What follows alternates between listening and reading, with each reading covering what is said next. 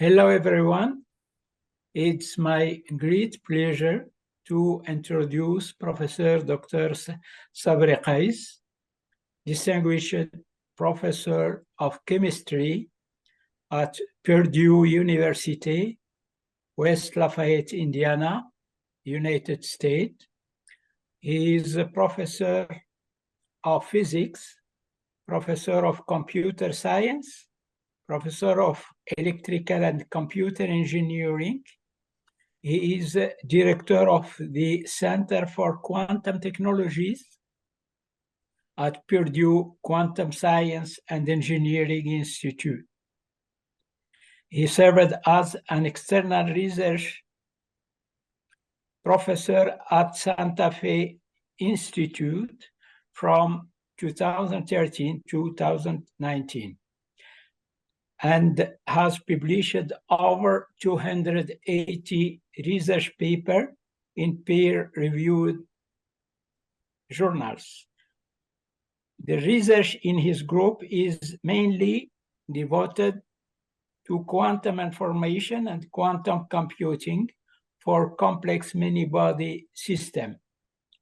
He is a fellow of the American Physical Society since 2006, Fellow of the American Association for the Advancement of Science, 2007, Guggenheim Fellow, 2005, Purdue University Faculty Scholar from 2004 to 2009, National Science Foundation Career Award Fellow, 1998, Sigma Xi Research Award 2012, and the Herbert Newley McCoy Award, and the most prestigious award given by Purdue University in Natural Science. The title of the talk today is Quantum Machine Learning for Complex Many-Body System on Quantum Devices. You have the floor, Professor Sabre. Oh, thank you so much. السلام عليكم جميعا. نتشرف إنه نكون معكم في هذا اللقاء. And again, it's really a great pleasure to be with you. And thank you, Abdullah bin Yusuf, and thanks, Ahmed, for the invitation. I mean, I see so many exciting seminars in this virtual learning university. And again, this is really a great opportunity for our students in the Arab world to learn. And I will mention at the end all the opportunities for the students to join us, as Ahmed requested. So last year, I gave a talk about general quantum information, quantum computing. And this time, when Ahmed sent me the invitation, I thought to focus on our recent work on quantum machine learning and how do you implement it on a quantum devices. So again, please, if you have any questions, I mean, you can put it in chat or you can just raise your hand and ask the question. But I think we have 2 hours, so we'll have enough time for the students to ask questions.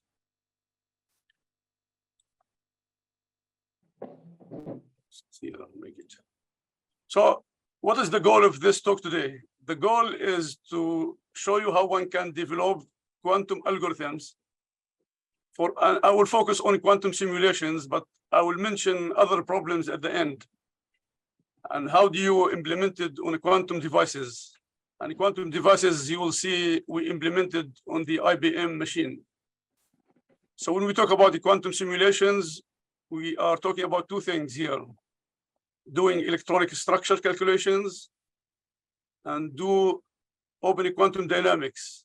And you will see I'm going to talk about molecular systems and materials. So let me just make clear what kind of simulation we are talking about. So I'm going to show simulation for solving the time-independent Schrödinger equation, the time-dependent Schrödinger equation, which means I'm going to get the wave function and the spectrum, which is the energy. And then we'll talk about a system interacts with environment and look at the density matrix of the system as a function of time. And in many problems, you don't talk about the whole system with environment, you focus on the system. And you see how the density matrix of the system evolve as it interacts with the environment. And for that, we call it the quantum master equation. So quantum master equation, you look at the density matrix of the system as it evolves and interacts with the environment. So you can see all these 3 or 4 equations are non-relativistic quantum mechanics. And now in the group, we're trying to move also to relativistic quantum mechanics and see how the Dirac equation can be simulated. So today we'll focus on non-relativistic quantum mechanics and show you results for structure and dynamics. So you can ask at this point, what kind of problems are we interested in? I mean, the problem are a challenging problem in all fields of chemistry, biology, physics are very complex with many degrees of freedom. For example, if you'd like to understand the complex biological system, the transport, the functionality of these proteins in catalysis, if you'd like to design drugs for certain disease, material design for specific application or global optimization, and the list goes on, all involved many degrees of freedom. And it's very hard to solve all these problems exactly on our classical machine. So you'll see later that how we're going to approach it with a new tool, which is the quantum computer. And again, here we talk about both the structure for these systems and the dynamics. And dynamics here, we talk about transport, how the electron is moving, how the system go from reactant to product. It's all involved in dynamics, but before that, you have to know the structure of this material. And in this field of quantum information, quantum computing, people predict that this technology will have its first killer app in chemistry, because we have so many complex problems and of all of interest for the general, all of us and scientists and non-scientists to see these solved problems. So here is the outline of what I'm going to talk about today. I will start specifically talk about the restricted Boltzmann machine. I will explain it in a minute, but this is the machine we are using as a model for quantum machine learning. It's the restricted Boltzmann machine. And then I will show how one can implement it on an IBM quantum computer, which means I have to design a quantum circuit and I have to specify for you the circuit width, how many qubits are we using, the quantum gates, the circuit of the circuit depth, and the parameters that you optimize on this machine. And I will show like a proof of concept how one can do structure for simple molecular system and two-dimensional materials.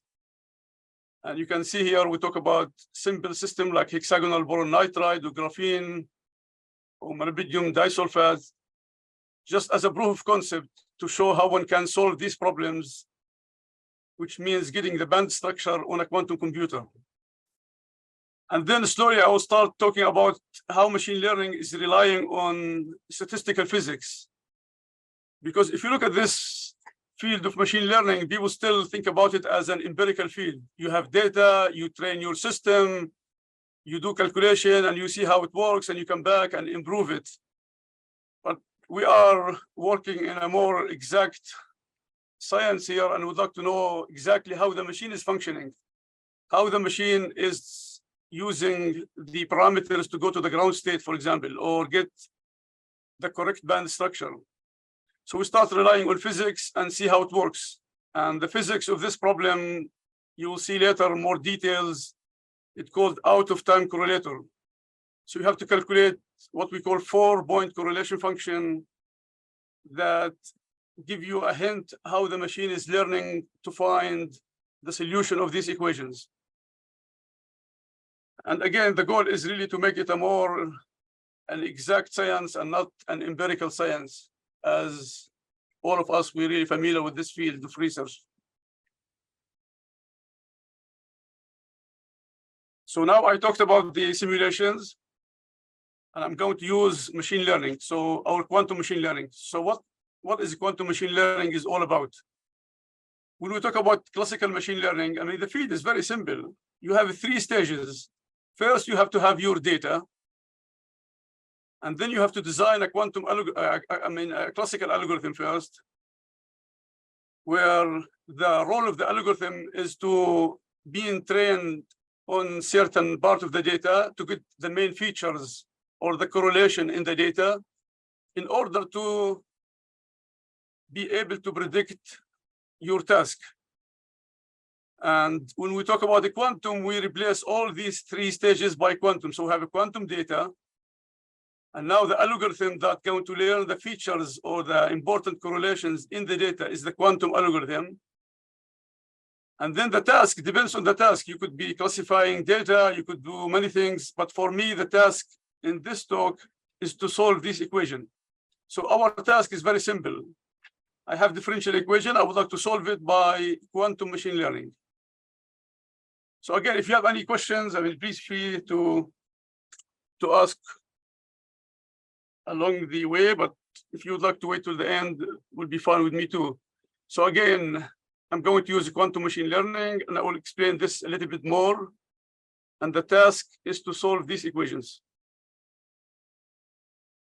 Now, all of us recognize the success of machine learning for the last 60, 70 years. I mean, and if you look at the first definition of machine learning, it's a field of study that gives computers the ability to learn without being explicitly programmed. And if you look around from solar farm optimization, drug discovery, space programs, grid stability, finance, self-driving cars, so many problems. And here at Purdue, this is our president getting lunch using this machine learning that deliver lunches. So machine learning is all of us, and all of us we really recognize the great success of this field of research. And if I zoom in to chemistry and physics, for the last maybe 10, 20 years, there is a lot of application of a classical machine learning to solve problems in physics and chemistry. And these under the title supervised learning, unsupervised learning, or reinforcement.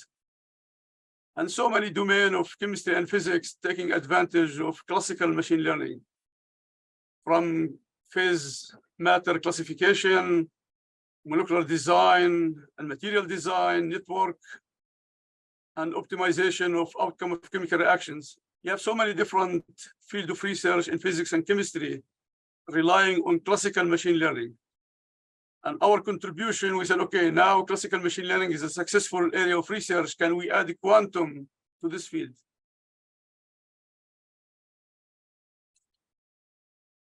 So what I'm going to talk about is the combining quantum computing with machine learning.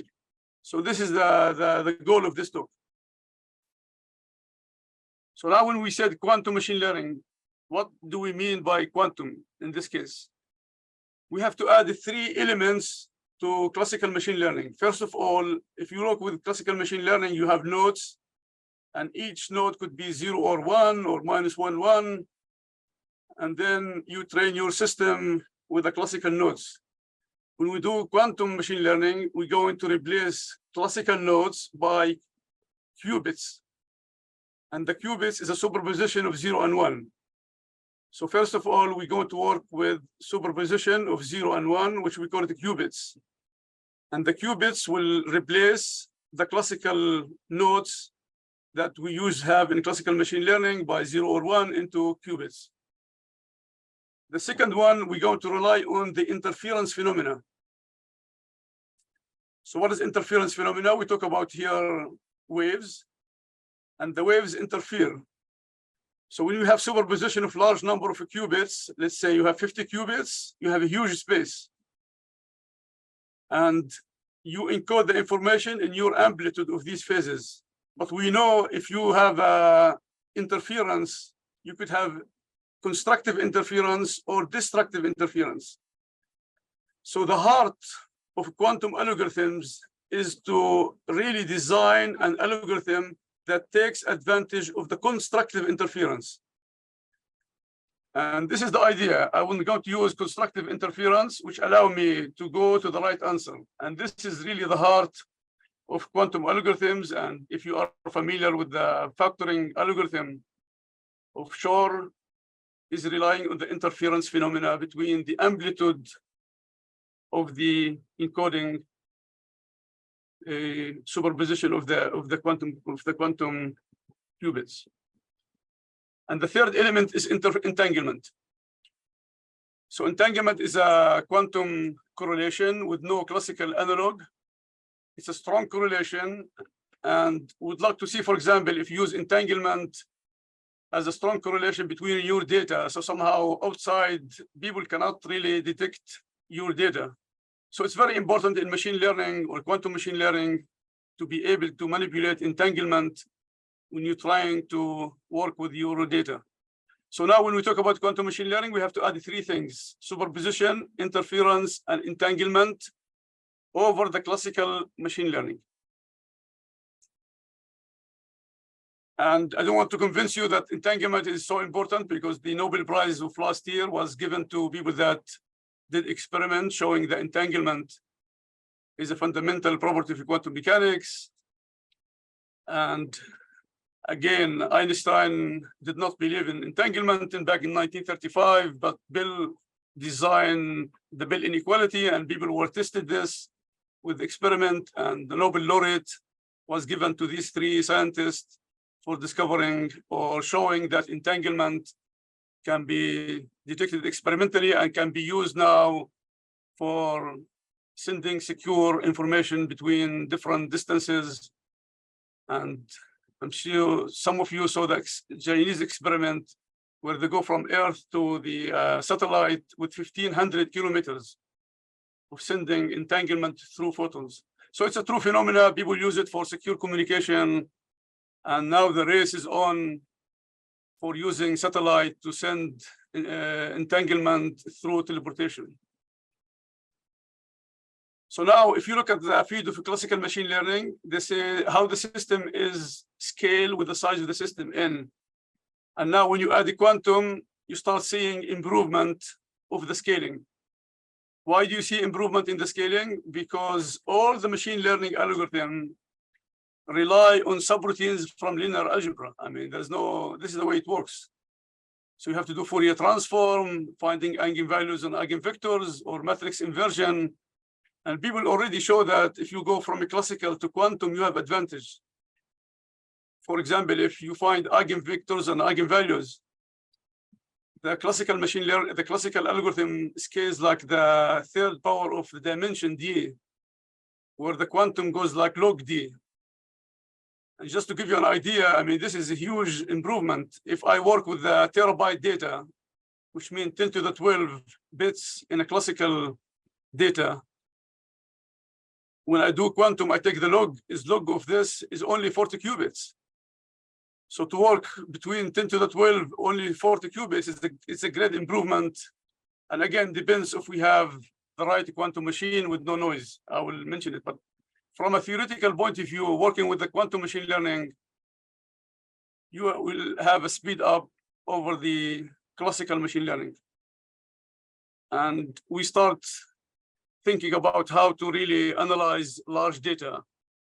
And again, if you look at the data that the world is using these days, I mean, you talk about almost Avogadro number of data every day. I mean, if you search Google about number of data, we talk about Avogadro number of data every day is used over the net. So just to summarize before continuing what we talk about quantum machine learning, we have you start now with the classical data. And now when people designing like a quantum sensors, the idea of quantum sensor is to give you right away quantum data. But let's say we have a classical data. So you have to first map your classical data into quantum, and we call it this the feature map. And there is many algorithms that take classical data into quantum data, which means you have to encode your information in the amplitude of the superposition over the qubits. And then you replace it, the classical algorithm that you are using to find important features in data, into quantum. And what is equivalent is for us is the answers for the algorithm. And this is where the quantum computer comes in. So you have to design a quantum circuit which we call it U of T here, that going to implement these algorithms on a quantum computer. And then you go do measurement and you get the results. So these are the 3 steps needed in order to implement quantum machine learning. So for the students here, I thought just to mention our recent review article that we put about, we review all the classical machine learning used in chemistry and physics, and then we went through the quantization and we show how it works for quantum machine learning. And we just published it last year in the Chemical Society Reviews. And for those who are interested in this field, I think you can see the development from classical machine learning to quantum machine learning. And we're very proud to put it in this one. This is our largest impact factor in chemistry, which is around 60. So let us zoom on and see how this quantum machine learning work for electronic structure on a quantum computer. And I know some of you already doing electronic structure calculations. And the first question you will ask, oh, why do I need another tool? We're doing research for the last 80 years. We're running ab initio methods, semi-empirical, density functional theory, and we have success in this field. That's correct. We have success. It depends what you are looking for. If you're looking for a trend, you're looking for something, it's fine. But if you're still looking for accurate calculation, which means at the chemical accuracy, which is 0.03 electron volt, where this comes from advancement of a spectroscopic method. People in spectroscopy, they can measure accuracy to better than 1 kilocalorie per mole, and people trying to come up with new methods and new tools to see if we can control the error in a systematic way. So controlling the error in a systematic way, for those who in the field, you have to do full configuration interaction, which means the system is exponential with the size of the system. And this field is so powerful. We have already 6 Nobel laureates are getting their Nobel in the field of electronic structure. But still, this problem, getting accurate calculation under control, variational calculations, the only method is known to us is full configuration interaction. This method is scaled exponentially with the size of the system. And the hope is with the new tool, with the quantum algorithm, we can scale it to polynomial of the size of the system and get the same accuracy. So this is where the new tool will fit this over 80 years of research. And again, I would like to stress here, like this is not going to replace any of this method. We're going to see later that people doing hybrid, classically quantum. Because if the classical algorithm is successful to give you enough information about the system, maybe quantum will add to that one, and it's not going to replace it. It's going to be really in addition to what we have today. So now when we talk about quantum computing, first of all, you have to take your Schrödinger equation and map it into qubit space. And now this field 15 years ago used to be active, like people say, oh, how do I map Schrödinger equation, differential equation into a qubit space? Now becomes a standard. And there are so many open sources with IBM, Google, Rigetti, so many companies. They provide open source packages. All you have to show that specify your molecular Hamiltonian, and they map it through Jordan-Wigner transformation or Breivik-Kitiev or other transformation. So the main idea is to go to second quantization, and you write your Schrödinger equation in terms of fermionic operators. But the quantum computer takes spin operators. These are the qubits. So you have to do transformation between fermions and bosons, or fermions and these spin operators. And there is many transformation. This is an old one, but recently there is a new one, and people working in this field to come up with more efficient transformation, which allow you to go from the second linear differential equation or the second quantization to qubit space. So essentially, if you work with the second quantization, you know, you go to the Hilbert space where you replace it with the Fock space, the occupation by electron and not occupied, you can take it as 0 or 1 and superpositional state. And there's many algorithms how to diagonalize this Hamiltonian matrix, and I will mention a couple of those used before going to quantum machine learning, like the quantum phase estimation or variational quantum eigensolver problems or other algorithms. And you do measurement to get the results at the end. But for the students, I would like to really stress again the open source packages. It's all there. I mean, you just can have an account and they have tutorials, and then how do you map your system? And they give you, like, you just write down the Hamiltonian and they map it to qubit space. So again, this becomes the standard techniques and allow you to map any Hamiltonian to qubit space. So before we continue, you can ask, okay, now we're doing this research for over 10, 15 years. What did we achieve so far? If you look at the results, it's all simple results of a proof of concept, both theoretically, but what is exciting here is the experimental verification. All the algorithm for small system within 24 qubits, they already verify experimentally with D-Wave, NMR quantum computer, optical quantum computer, trapped ion, and superconducting. People already run calculation on all these machines and they get the results, which means for us, both the algorithms and the results of the experiment match. So all we are dealing is a proof of concept at this point, but now in the future, if we come up with a better quantum computer with large number of qubits, we can really scale this system into something larger. And I would just like to give this example to see the progress in this field. Back in 2010, here at Purdue, we established the first center in quantum information for quantum chemistry.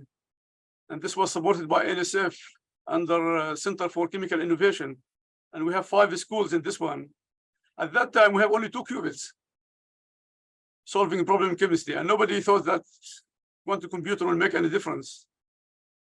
But look at the progress. It's very impressive. Now IBM talk about this year about 433 qubits. It's impressive. Like for the last 10 years, we moved from 2 qubits to 400. And D-Wave, I remember D-Wave was like 16 qubits. These are spins interacting in a machine for optimization. This not universal machine was only for optimization. And I think by 2013, they moved to 128 and everybody was excited, but now they have 5,000. So you see how the field is moving so fast. Only for the last 10 years, we went from few qubits to hundreds of qubits and from few spins to thousands of qubits on these machines. But at this point, you say, okay, all these qubits are noisy because they interact with the environment. You have to cool the system to a few millikelvin. And we don't really know, like a good program, how to correct the error, the quantum error correction. But the goal is to come up with to build a fault-tolerant quantum computer, which means you can minimize these errors by quantum error corrections or getting better qubits.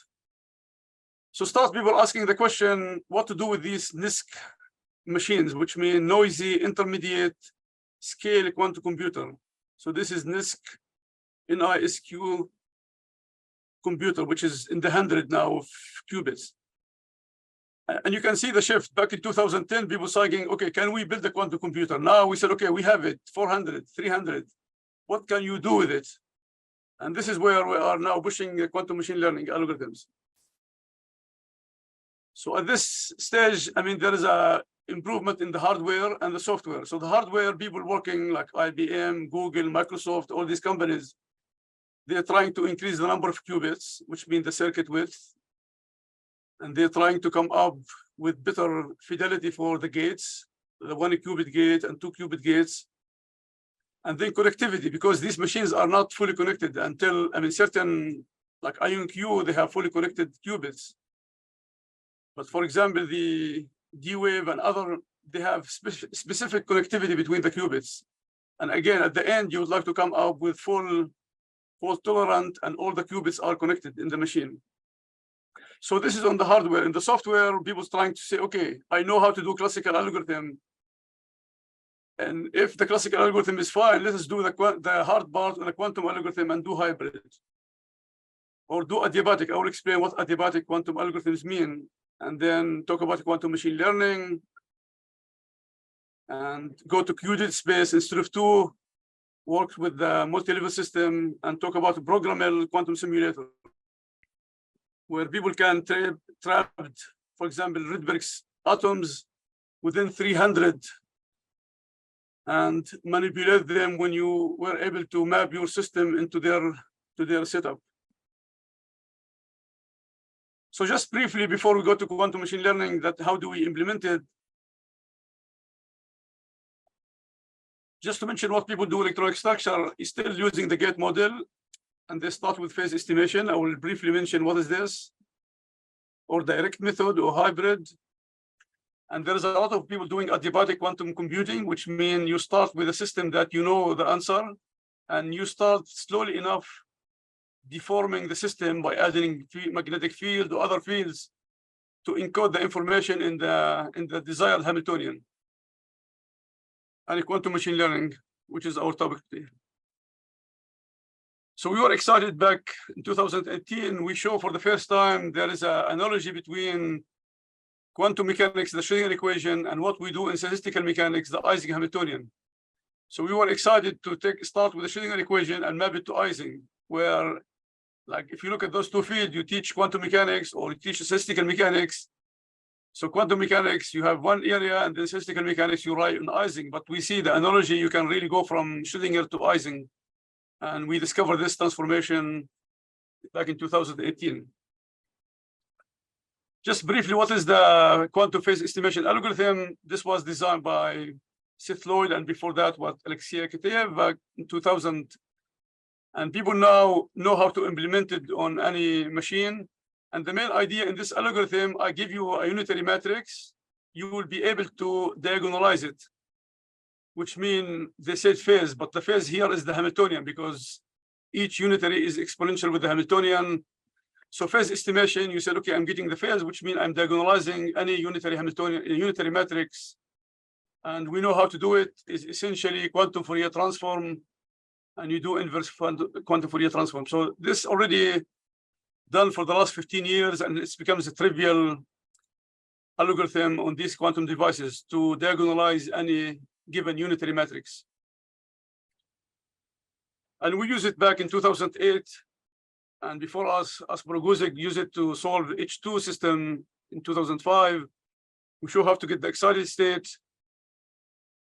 And then with my graduate student, who is now professor in the Istanbul University, we designed quantum circuit for a given molecular Hamiltonian by varying the parameters in the system. And essentially, maybe just for those who are coming from simulation, just briefly, the field is very simple. You have your Hamiltonian, you write your unitary matrix as exponential with the Hamiltonian. You choose a basis function, and you turn this exponential into unitary matrix. And you take this unitary matrix, you decompose it into sequence of quantum gates from 1 qubit or 2 qubit gates, and you run it on a quantum computer. So the general idea is very simple. How do you run simulations on a quantum computer? It's very simple. Once you know the Hamiltonian in a basis set, you take you decompose it, and the quantum computer, this is a quantum circuit. You tell the computer, take G1, G2, G3, and run it, and you get the results. So for the students here, I mean, I'm going to also give access to these slides. I will send it to Ahmed so anyone can later go through it and see if you'd like to see more detail, because we have now a number of review articles in the field. And we put together, like back in 2014, like 17 chapters, what people have done until that point. But recently we have so many new review articles in the field. So I will share with you all the slides, and you can really go through it at the end. So let's get to the quantum machine learning. Sorry, this was a big, I mean, a long interview, but I mean, long review, but let's get to the machine learning. And you ask the question, okay, what is the problem with this field? Why it's so hard to work with electronic structure problem? What is the main idea? The main problem is, like, when you have large number of degrees of freedom, to describe the correlation between them is so hard. I mean, this is the problem. I mean, you have large system, and you would like your wave function to be exactly describing the correlation between these particles. So let me give you an example. What is the big picture? And then we'll go why machine learning. So suppose I would like to do this, simulate magnetic properties of material. Suppose I have 80 spins. I start with my simulation with 80 spins. So 2 to the 80 is already Avogadro number, 10 to the 23, number of configurations. Any one of us doing simulation, you don't do simulation with Avogadro number of configurations. You can do it with smaller number and still capture the physics of magnetic phases. So the question is, how do you go from this huge space into something smaller where describing the right physics? I found another example. This is not my area, but I was really impressed by this example. The average size of a human protein is 300 amino acids. And if you look at the 20 base amino acids, so the number of configurations is 10, 20 to the 300 possible sequences. So this number is astronomical. So the number of configurations, if you just like I say, okay, how many configurations I will have is 10 to the almost 400. But if you look, what is the number of different existing proteins in all living organisms is 10 to the 7. So how nature knows how to go from this huge astronomical number to some 10 to the 7. And I'm arguing all the time, this is the main problem. We have a huge space, we have configuration interactions, there's so many configuration, but what is relevant to describe the physics is only a small, tiny corner of Hilbert space. And the big question, how do I go from large data into small one with important features? And this is what I started thinking like a couple of years ago. I thought this is what machine learning is doing. I mean, you have huge data, and somehow you discover the important features between the data, and then you reduce it to something that gives you the task. So this was the motivation why we're going with the machine learning, and then why quantum over classical. So really the main idea is to reduce the dimensionality of a huge Hilbert space into something which is relevant to the physics of the problem. And this is only a tiny corner of Hilbert space. And if somebody discovers a systematic way to go from this huge space to this one, this will be great addition to our understanding of the physics. So now let's go to specifically the Boltzmann machine. What is Boltzmann machine? What is this machine is doing? So this machine is very simple. We have only two layers. One, we call it visible. This is the yellow one, visible layer. And one is hidden. I mean, if you want, you can add more later layers and make it more deep. But for now, we have only two is enough for this, for our work here.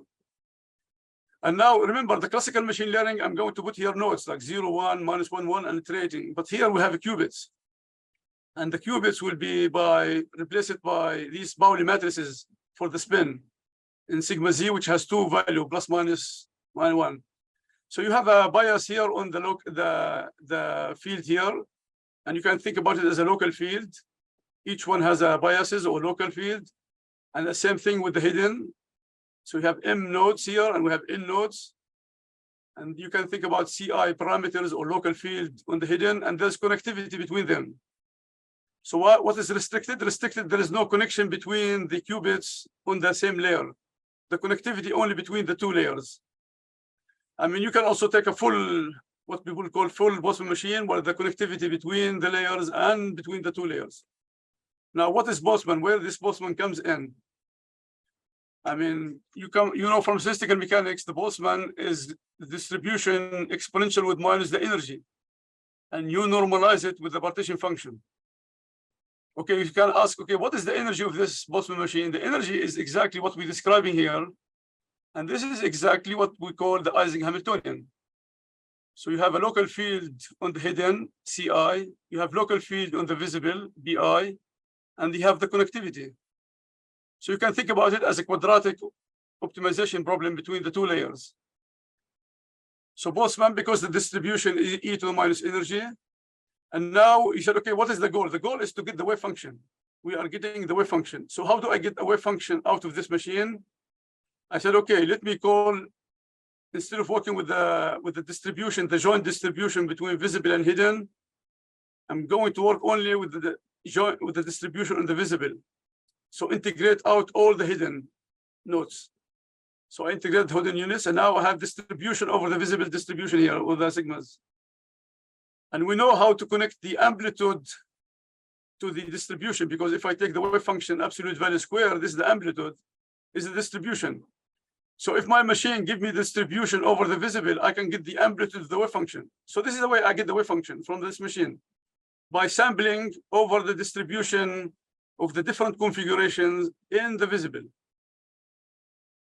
And now you ask, okay, oh, the wave function is not only the amplitude, there is a phase. I will show in a minute how also I can add the phase. So I need the phase and the amplitude to describe my wave function. So why this field is exciting? I thought this is exciting because we really have trying to come up with join 3 areas of research. The neural network, which is everybody agreed that this is very successful. We rely on the Boltzmann law. We teach statistical mechanics, and we know all what with this kind of distribution. And now we move everything to quantum computer. We run everything on a quantum machine, quantum computer. So we have really an opportunity to come up with a thing which really joining 3 successful areas of research. And for us, we solving differential equation, but you can do classification, you can do many things with this kind of approach. And for the students in the audience, my colleague Sabre data from electrical computer engineering put together on the NanoHub. It's available. I mean, you can log in and get join. So they have so many useful talks on this NanoHub. And he goes through the physics of the 3 areas. He talked about the physics of Boltzmann machine, I mean, the neural network, the quantum, and the Boltzmann. So he's not talking about joining them in what we talk about, but the physics of each area. And he has beautiful lectures on NanoHub. And again, NanoHub is really useful for many areas in science and engineering. Again, classical machine learning with use of Boltzmann machine used in the literature for almost whatever, like in the 80s. And the main users of classical Boltzmann machine was for classification. And this is started back in 87, and people use it for 20, 30 years now. So now I would like to mention 2 mathematical properties of this machine, which is very, very important for our analysis. And there was a Nature Physics article perspective about this machine, and what is relevant for us. They show like this Boltzmann machine, if I increase the number of hidden units, remember we have visible and hidden. If you increase the number of hidden units, in principle, you can approximate any distribution. And this is great because like I can get any wave function by just increasing the number of hidden units. And this was rely on an earlier mathematical paper was published in 2008, showing that the restricted Boltzmann machine is a universal approximator for any distribution. And the other thing about the entanglement in this process, because remember, we're trying to come up with way to introduce entanglement in our data where there's no classical analog. And in 2017, this is a physical review X by Dash Sharma and his group. What is relevant for us, they show 2 things. That this restricted Boltzmann machine describe very well the short range interaction and the long range entanglement. And they show like examples and proof that this can capture both the short range and the long range, which is very important for us when we solve quantum problems. So now let's just get a little bit, how do you put it in a quantum machine? As I mentioned before, how do we do simulation? We start with a Hamiltonian describing your physical system. You choose a basis set, and you turn your Hamiltonian into a matrix in D by D dimension. And our job is very simple. I mean, you said, okay, I have a huge matrix. I would like to diagonalize it, get the wave function and eigenvalues and eigenvectors. But again, what is difficulty? Difficulty if you have D is very large. If you have D with like around 50 qubits, which means the space of this matrix is 2 to the 50 by 2 to the 50, that's it. Supercomputer cannot go beyond this. And this is the largest matrix you can diagonalize in a current supercomputer that we have here at Oak Ridge National Lab. And you can talk about many systems, molecules, unit cell in a materials, spin system, and magnetic phases. And now the results, I'll go through briefly the results, but the students can go through the details. We submitted the results in 2018. We show how the machine works for simple molecular system and was published in Nature Communication. And then we show how to add periodic boundary condition if you do materials, and get the ground state, which is the valence band. And then in JAX, we put both the valence band and the conduction band. We show how to do this calculation and get the band structure for materials.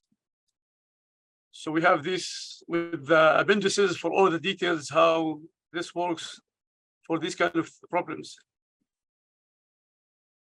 So let me just briefly describe what to expect now. We're going to go and see how one can implement it on a quantum machine. So let's start with back. Just remind you what is the machine is doing. I said we have two units, visible and hidden, and we are sampling from the visible unit.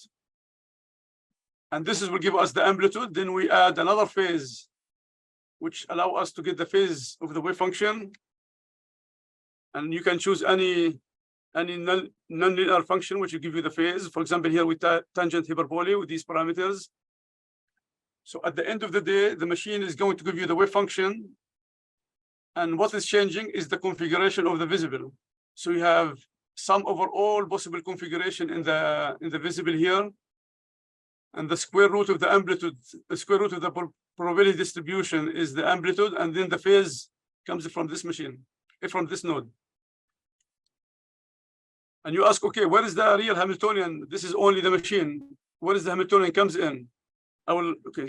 So the Hamiltonian comes in when we design the cost function to be optimized, because then you have to say, what is the Hamiltonian that you're trying to diagonalize? So now, let me show you how the quantum circuit that run on a quantum computer is very, very simple quantum circuit. And I will just show example. Suppose I have two nodes in the visible and two nodes in the hidden. And we start with the qubit in the zero state.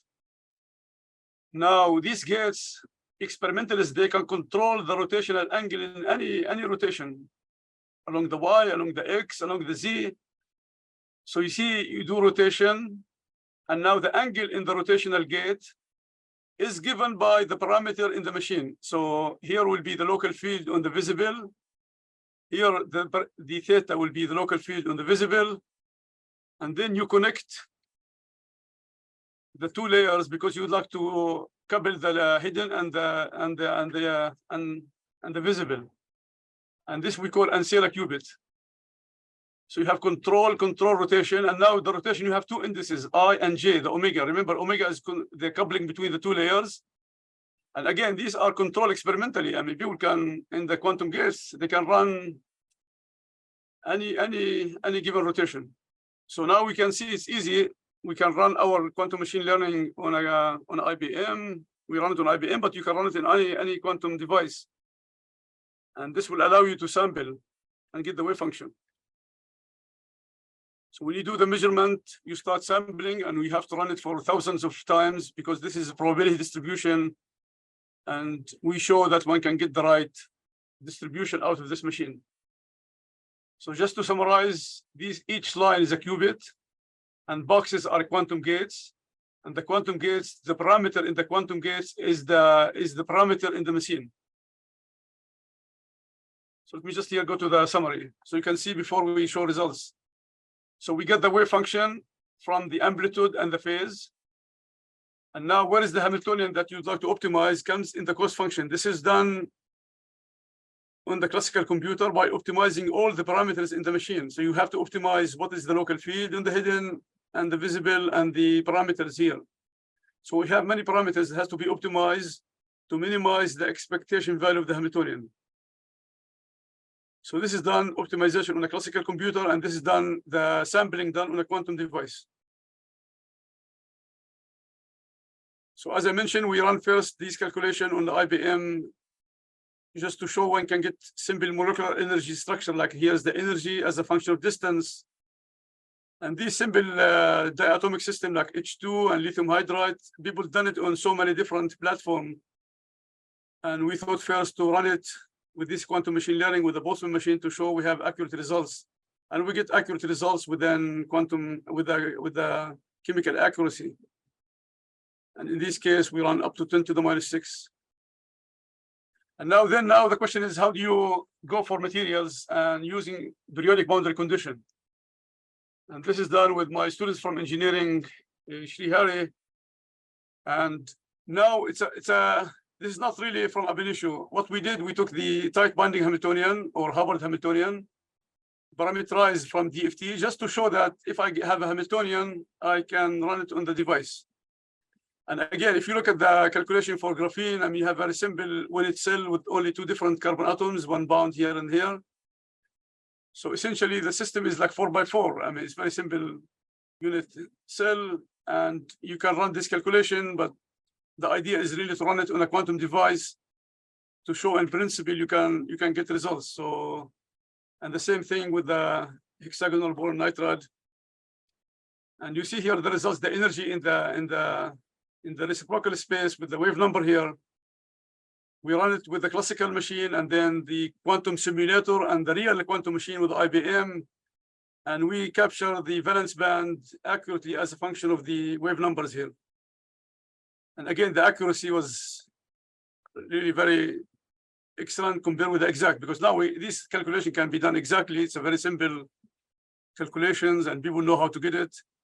But the point here is like, I can run this, I have a quantum circuit, I run it on the IBM, I get results, which mean if I go to a larger system, in principle, we'll be able to do it in a future bigger machine.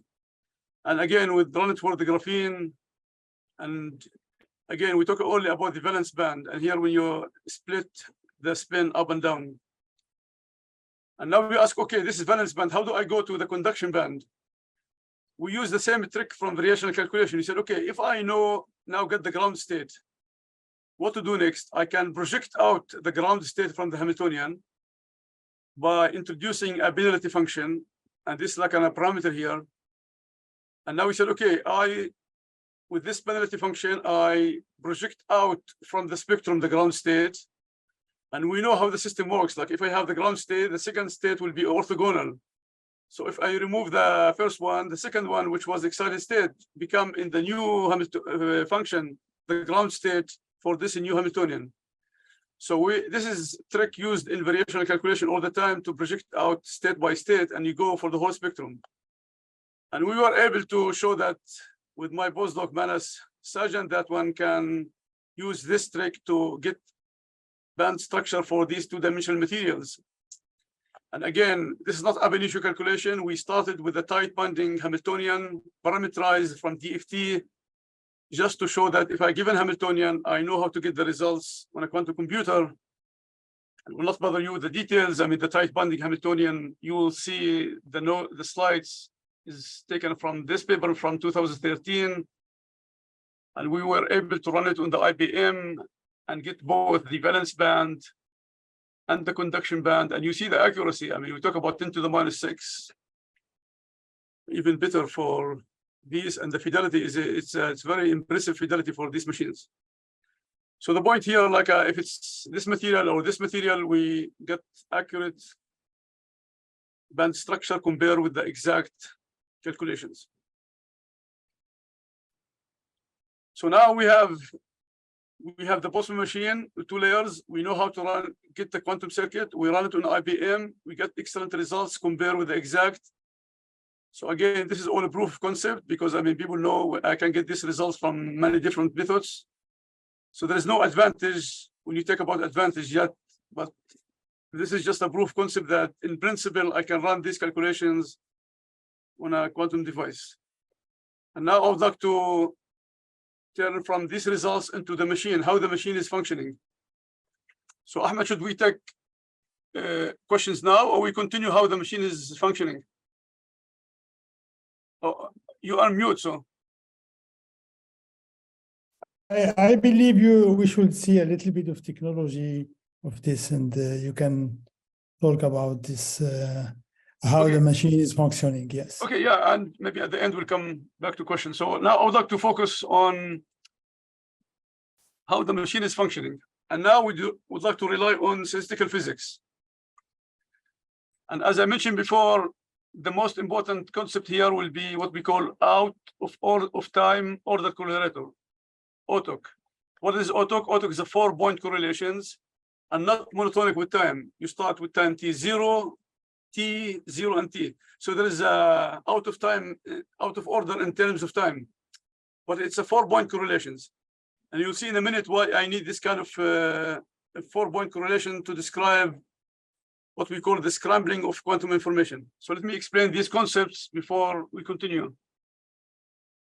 So relying on physics, it's a long history. And this is all classical machine learning. Now I'm going to talk about quantum, but people trying to come up with ways to understand classical machine learning started back in '85 when people talk about the spin glass theory and how this is related to Hopfield model of neural network. And the field is continuing, and there is a beautiful lecture by Naftali Tishby, and he put together a talk on statistical physics, and this is here learning for the last 30 years. So it's really impressive to see how people for the last 30 years, they're trying to understand machine learning, classical machine learning in terms of physics. And the idea is really to improve it and put it in a strong or more rigorous framework than just do it as an empirical. You try this and you try that as a black box. Would like to open this box and see what is going on inside. So this is all was classical machine learning. Now with my students, Vinit and Manas, we try to see how this works for our machine. So again, what is AUTOC and where this comes from? AUTOC use this one in many fields, like I talk about thermalization, entanglement, and mainly in quantum chaos. So let me just go back. You'll be surprised every time you see new concept, you go to the literature and people say, oh, 30 years ago, they use it. And these guys use it back in '69. So what was the idea then? The idea then was, okay, people knew how to describe a classical chaos. So what is classical chaos? You have run a classical trajectory, let's say this one, and you add different initial condition, very infinitesimal change in the initial condition, and somehow you look at later time, you see that there's divergence, and the divergence called with the exponential called Lyapunov exponent, e to the lambda time with t, and lambda is the Lyapunov exponent. So if you start with the two trajectory and you cannot predict the future, it's called chaotic system in classical mechanics. So people said, okay, if this is classical mechanics, how do I go to quantum? What is the signature of this kind in quantum? I mean, you know, in quantum, you cannot talk about trajectory because we have Heisenberg uncertainty principle. There is no concept of a trajectory in quantum mechanics. So people trying to relate it to something that can generalize this phenomena into quantum. But what is I show here, the Lyapunov exponent, is how the distances change as a function of time. And people show that this is exactly the Poisson bracket in classical mechanics between the position and momentum. And then people knew how to go from Poisson bracket to quantum. You just take from Poisson bracket to Dirac commutator by scaling by h bar. But then if you have only two, you cannot capture the phenomenon of divergence. So people figure out that if you take the square of this, then you can see the divergence in quantum mechanics. So this is where the AUTOC comes in. So what is the AUTOC? You have four, when you square it, you have four point function. So you start with 0, t, 0, t. So it's out of order in terms of time. And you start with the momentum at 0, the x at t, momentum at 0, x and t. And this is the AUTOC, or 4-point correlation. And this is diverges if the system has a quantum chaos. So you can talk about momentum and position, and you can talk about any two operators in quantum mechanics. So in general, the out of time order correlator in quantum mechanics is for any two given operators, you charge with time 0 and then time t, 0 and t, and this is diverge. So now this is AUTOC. Scrambling, you would like to see how this process, how the information is moving in the system. And can we take advantage of this one to give us more details about the physics? So just in a pictorial way, let's say I have a spin system with this here, we have spin system sitting here, and I have two operators. I call it U1 at time 0 and U2 at time 0. So I'm getting the time dependence of each operator by Heisenberg. You just take e to the minus IH, U, and e to the IH will give you the time dependent operator. So at the beginning, these operators are far away from each other and they commute. They have no interaction between them. But if I start evolving this U in function of time, according to Heisenberg, as the system evolved with time, you see the information is spreading, which means the interaction is spreading because the support vector of this is getting larger and larger. And at one point, then this operator will no longer commute because these guys will interact with the one at zero. So this is the phenomena. I would like to understand how the information is moving between the two layers as a function of time. And can we take advantage of this one?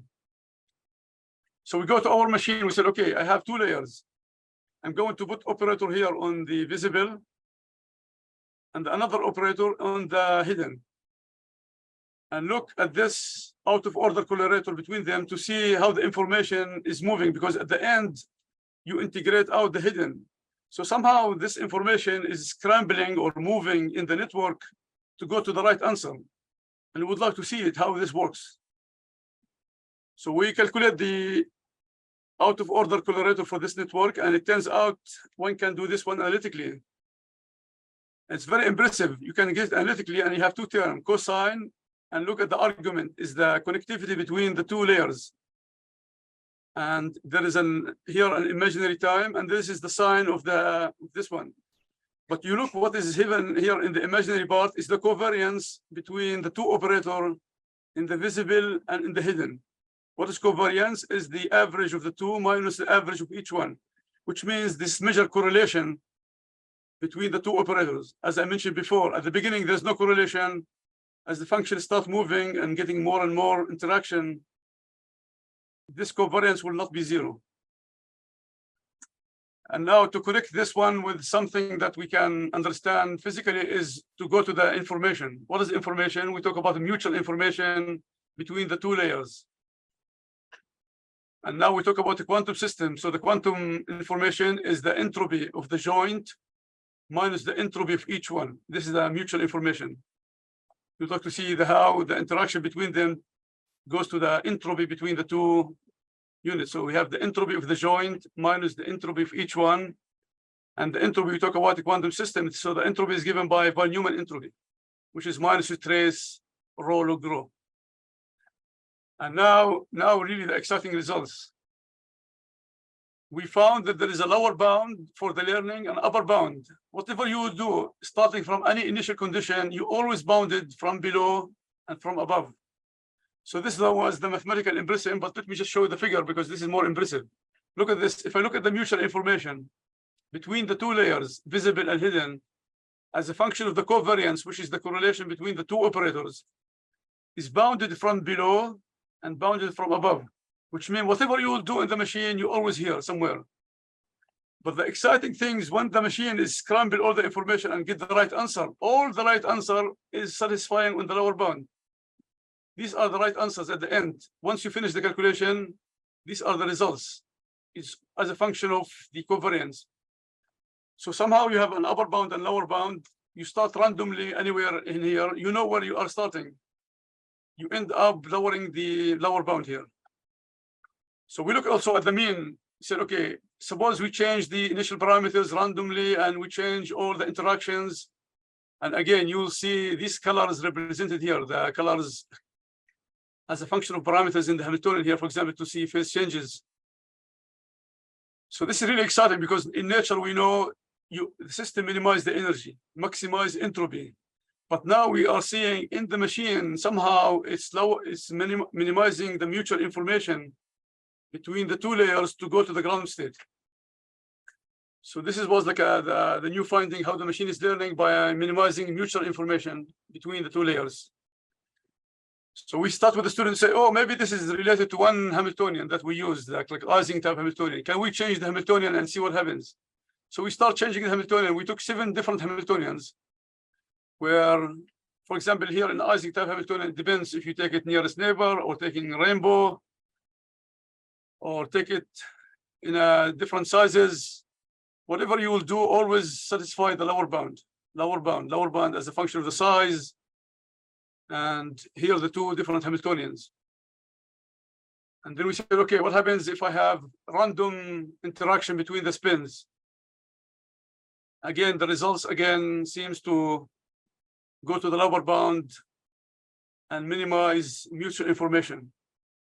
Now, at this point, we don't really understand why minimizing the mutual information is the principle, and is this a general principle or works for this system? But so far we have 6-7 different Hamiltonians. It works. Now the question is the fundamental physics, where this comes from. Is this really something universal or works for this particular system?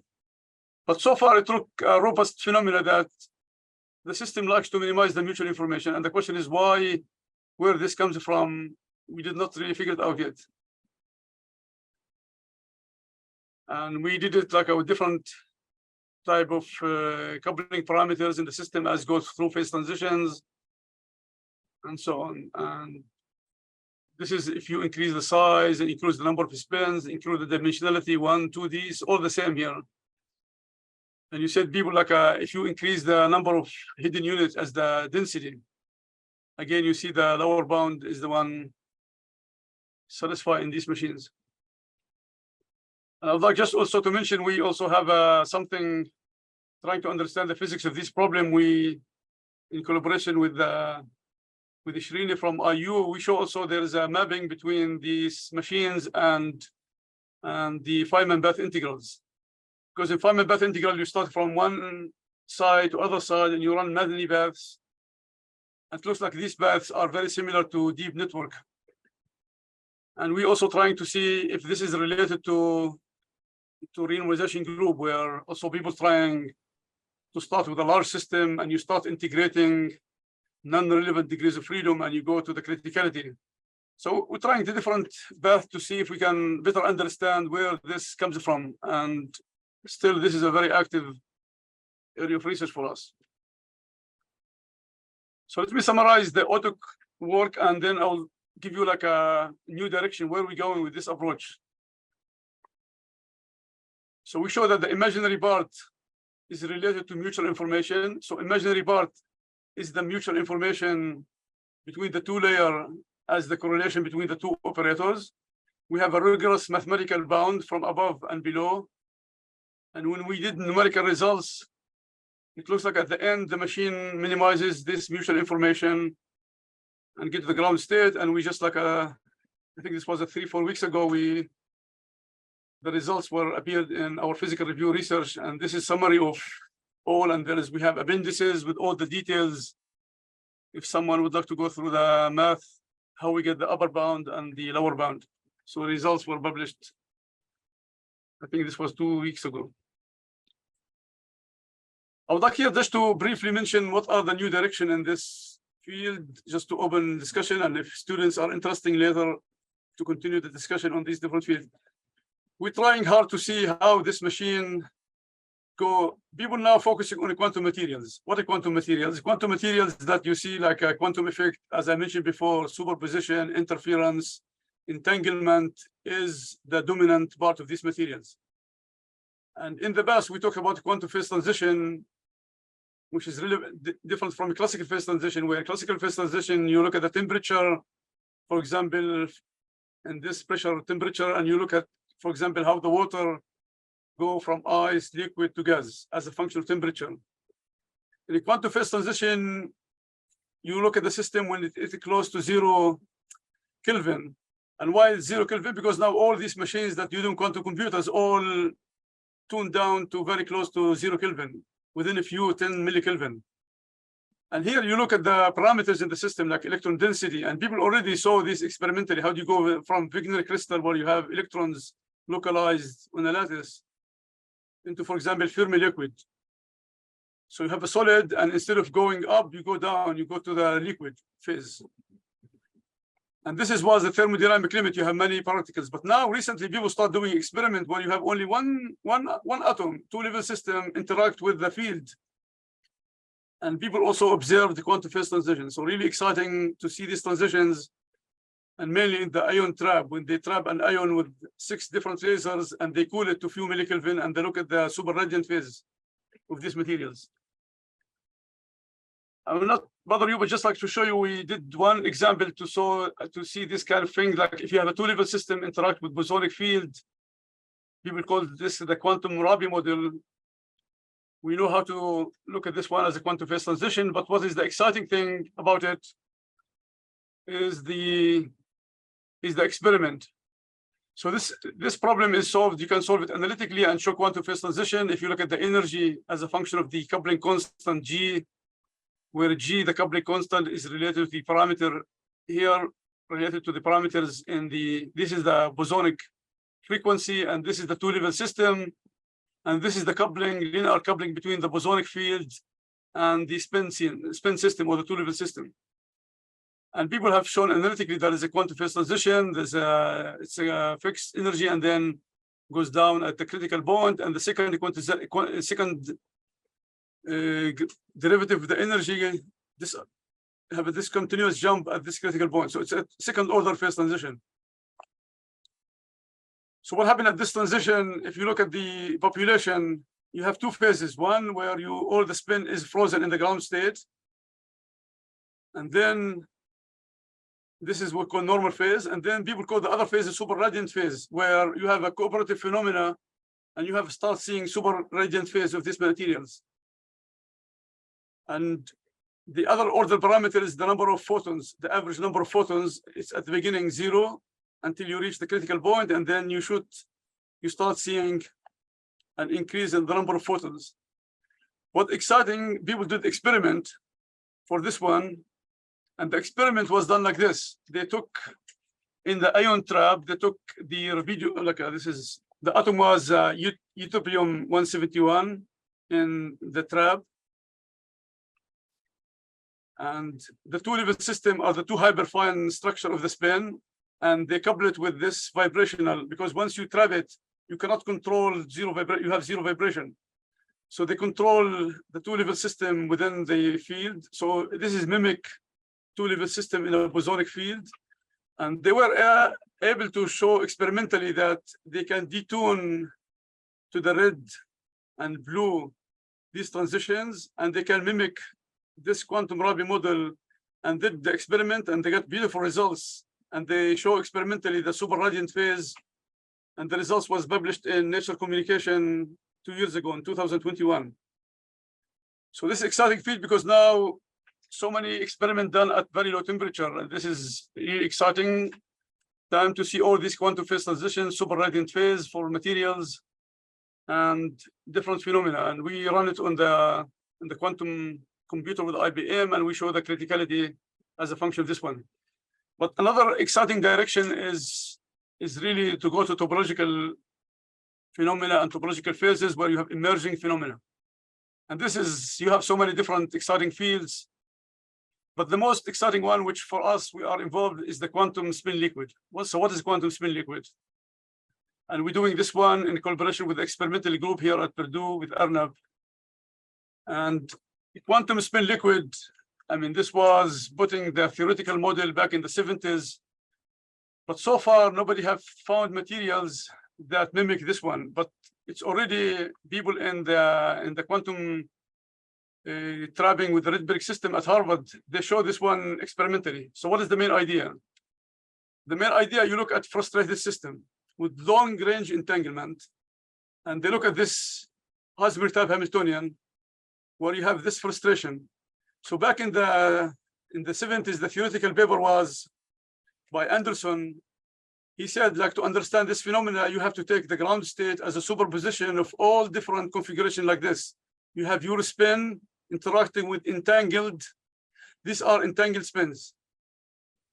So you have one spin entangled, so you move around the entanglement. And for us in chemistry, we know that this is the resonance band structure or the resonance band theory, because we use the resonance band or the valence band theory to explain aromaticity when we teach classes here in quantum chemistry.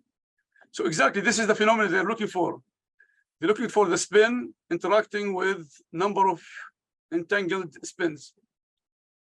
And you can see the idea is like the ground state will be a superposition of all moving entanglement along the lattice. So what has characterized this spin liquid is the long-range entanglement. And it's not only long-range entanglement. Even if you cool the system to 0 temperature, the system will not order.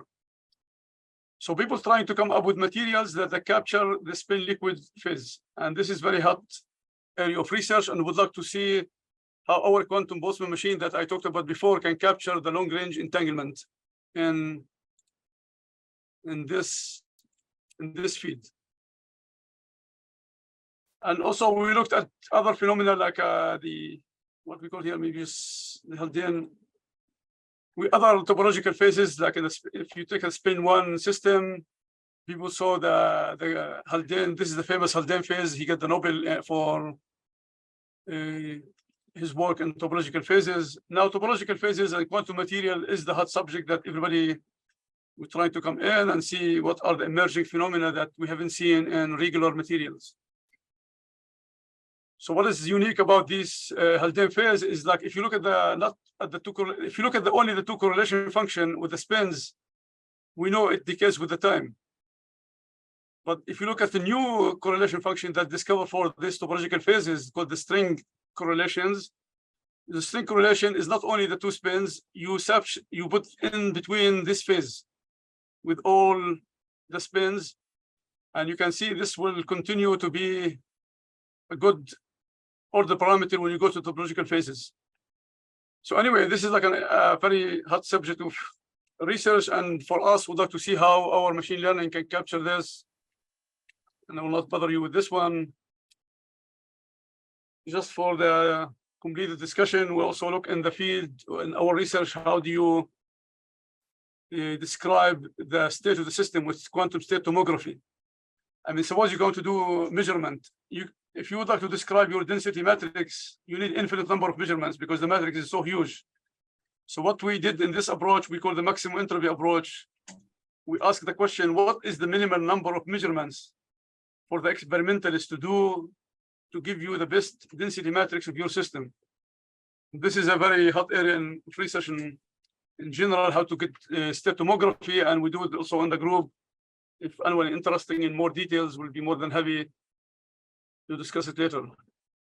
So another approach, we have postdoc here in the group, and we have collaboration with people from engineering, and they are very interesting in many problems like grid stability. Again, you have 3 beta types of data, and how do you manipulate and optimize the data is a very, very tough problem. And we're trying to see how quantum machine learning can help in this area. And again, there is a lot of interest in engineering into design materials with a specific property using machine learning. Now, what they did in the past, they used classical machine learning, for example, to get the topological structure of this material in order to, for example, to maximize the coherence or maximize the overlap with the solar cell. So there is many classical machine learning algorithm used in machine design, in design material for specific application engineering. And now the interest to see how quantum can help. So I will not bother you, but also we have a lot of like active research in open quantum dynamics. And here, I mean, Ahmed is expert in this field, in photovoltaic, or trying to understand how the birds finding their magnetic north, or what is the role of quantum coherence in photosynthesis and how the environment assisting the transport. But just briefly here, the field is very, very complex because you have system interacts with the environment. And once you have a system interacts with the environment, you have not only the unitary evolution, which is you can run it on a quantum computer, you have the dissipator. And this is where the trouble, people in the past did not know how to run this one on a quantum computer. But what we discovered, there is a mathematical theorem from the 80s said like this term, which is non-unitary, you can take it unitary. There is a mathematical theorem that you can make it unitary in larger space. So we just enlarge the space, make it unitary, and we run it on a quantum computer. And we have many by now application for all these problems. So we look at the density matrix of the system, interacts with the environment, and we run it on a quantum computer in higher dimensional space. And we're able to talk about photosynthesis and other quantum master equation problems. So just, I mean, maybe here we'll talk about the conclusion and open for discussion, I start showing you how the quantum machine learning with the 3 layers, the visible, the hidden, and the one for this phase, really can give you a wave function, and the phase of the wave function, we know how to implement it on a quantum computer, which means we can construct a quantum circuit that mimic the distribution on the machine, and at the same time give you sequence of quantum gates that can run on the IBM machine. And we get excellent results for these 2-dimensional material. And again, these are not exciting results in by own, just a proof of concept that we can run this on the machine. We run it also for quantum phase transitions. And we run this mutual information between the 2 layers to optimize how the machine is going to the ground state. And now we're pushing into really topological phases where the interest now in emerging phenomena in quantum materials. And again, I would like to show this one because this was exciting. We're still working to see why the system goes at the minimize the mutual information between the 2 layers as a function of the correlation between the 2 operators in the 2 layers. So again, this work will not be done without all students that work in my group, and I'm really lucky, as Ben Youssef mentioned at the beginning, we have joint appointment in physics, computer science, electrical computer engineering, and now more and more people from electrical computer engineering join the quantum revolution, and they're trying to do quantum machine learning to solve their problem. They use classical machine learning for the last 10, 20 years. And we're also lucky to have funding. I mean, here maybe for the students, we have other projects that I did not talk about. Like, for example, how use entanglement to control outcome of chemical reactions. As I mentioned, the role of coherence in chemical reactions. We're trying to see how to run the quantum chemical reaction on a quantum device. I mean, this was the object. And just like briefly, it turns out that when you do chemical reaction, you start from the initial position to the product. The reaction has many pathways. And it's really exciting to see that the interference between them lead to some particular reaction.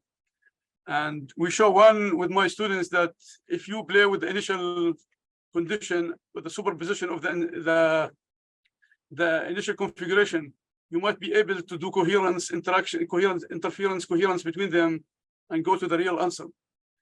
Will be exciting to see if this is true for other. Can you control the outcome of chemical reaction by entanglement or superposition of the initial stage?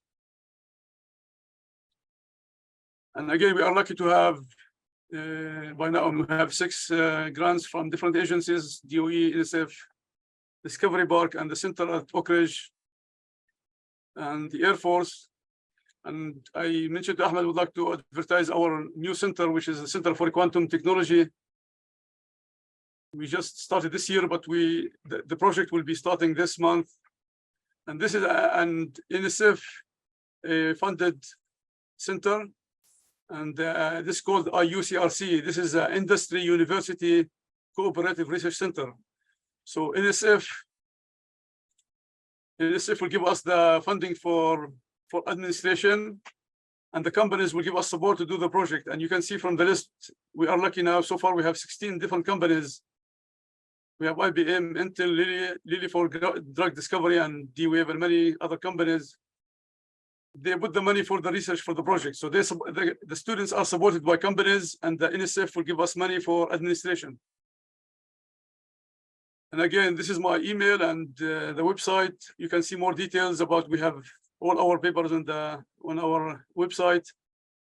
And I would be more than happy if someone would like to send email if you have any more questions. I mean, we have discussion now, but if you still have discussions later, or if you would like for us to send certain papers, we'll be more than happy to do it.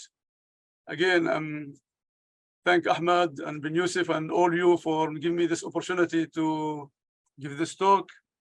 It's really exciting to see this virtual university going on, and I wish you all the great success. And again, thank you all for tuning down, for this is too late and the Maghrib now, but thank you very much for attention. I will be more than happy to answer questions or have discussions.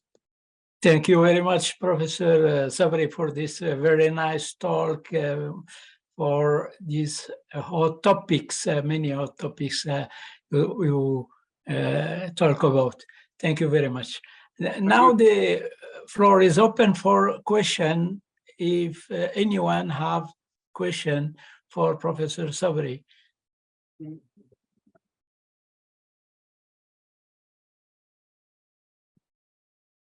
There's some question?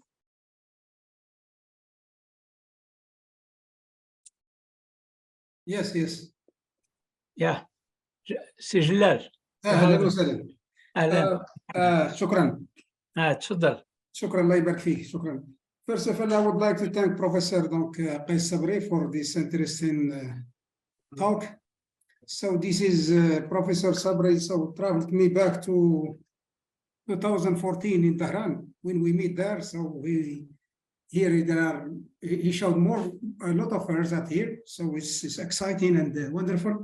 So my question is, the first question is, so when you talk about mapping Hamiltonian into qubit, so can I talk about some kind of, the first question is, can I talk about some kind of isomorphism? Yeah, so the mapping between the Hamiltonian and the qubit is exact. So first of all, the detail, you go to secondary quantization, which means you write everything in terms of raising and lowering operators for fermions. And this is standard in all textbook of solid state physics. And now the question is, you go to the machine. So the machine takes quantum gates. What are the quantum gates? The quantum gates representing spin. Remember, the qubit you can think about spinning up, spinning down in any direction. So all the quantum gates are spin operators, very simple.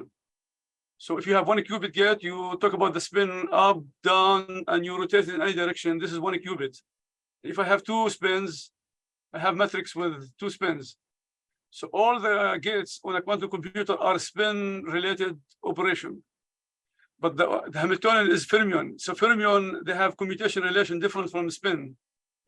So Jordan-Wigner transformation is really, if you think about it, it was back in 1930, was the opposite. People at that time, I was looking at the old literature, they started from spin and they moved to fermions because was a couple of mathematicians find exact results for fermions. And they were moving spin to fermions. Now we have a quantum machine, it's only taking spins. Nobody takes fermions there.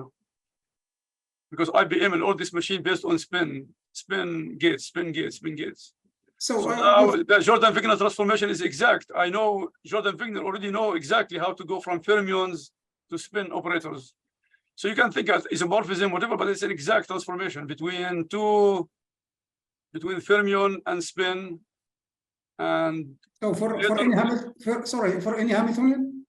For any Hamiltonian, any Hamiltonian. For any dimension, for any correlation, for any interaction? Anything, so this is Hamiltonian for electronic structure written in terms of fermions. If your Hamiltonian written in terms of spins, you don't need to do anything because the quantum computer will take it directly. Okay, so it depends on I talk about electronic structure, the electrons are fermions. Okay, so I move to but if you have magnetic system where you write it in terms of spin, you don't do anything, you just go directly. Yeah, okay. So I move to the second question. So can I have the inverse problem? I mean, you have wave function. You have your wave function. So can you come back to map the Hamiltonian? You'd like me to show how to map the Hamiltonian? Yeah, yes. Suppose that you get this wave function from this learning machine. I mean, so remember. So I know what is the question now. So you have wave function. Yeah. There are parameters in the wave function. The parameters are the local field on the visible, local field on the hidden, the parameters on the phase.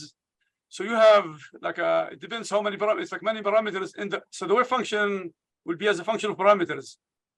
Now you need a cost function to optimize the parameters. The cost function is the expectation value of the Hamiltonian. So now you come up with your Hamiltonian.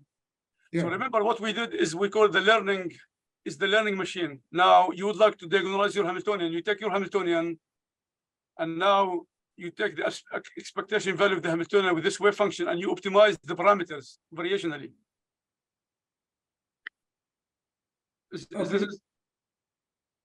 Okay, maybe last question, please, if you don't mind. No, please, because I know, For Okay, us, thank you very much. it's too early. It's at 3 o'clock, so we have time. Okay, thank you, thank you. So, let me back to this sigma, this spin. Yes.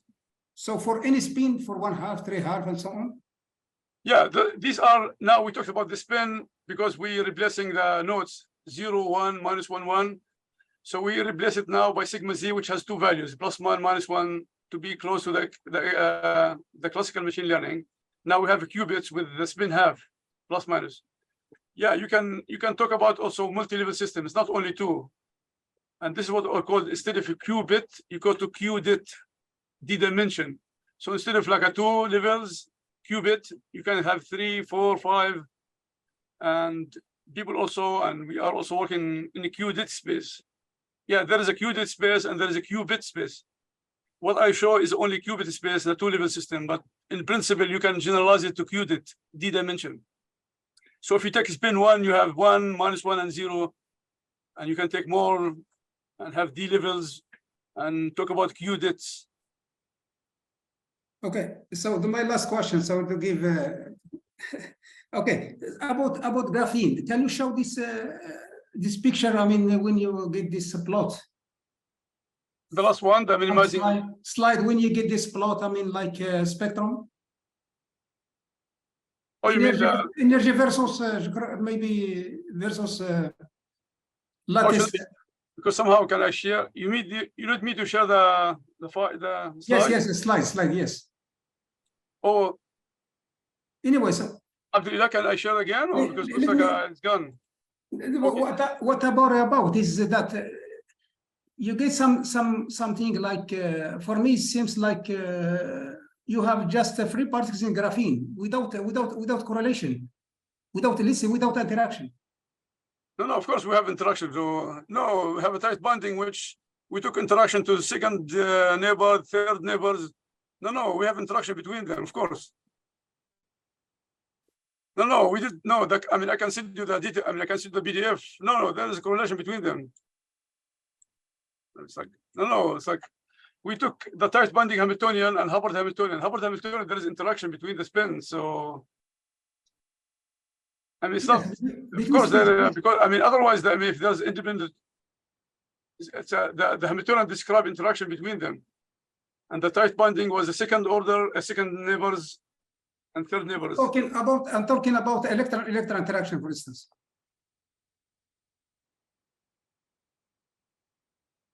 Oh, this is, yeah. I mean, we can include. It's not a. I mean, in principle, for this one, for the 4x4, you can include electron correlations. It's, I mean, it's there too. So, because electron correlation comes with the Hubbard U, and Hubbard U is different from 0. We took it 9.3 because electron correlation comes in the Hubbard U. No. Okay, thank you very much. No. I mean, I will send you the PDF. I mean, we have all the details with appendices, so you can see it. Okay, we will be in touch, inshallah.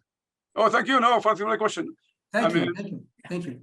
Related to the question of Professor Jalal, for the, as you know, in statistical mechanics, few models have exact solution, and we show many solutions using heuristic Boltzmann machine for many model.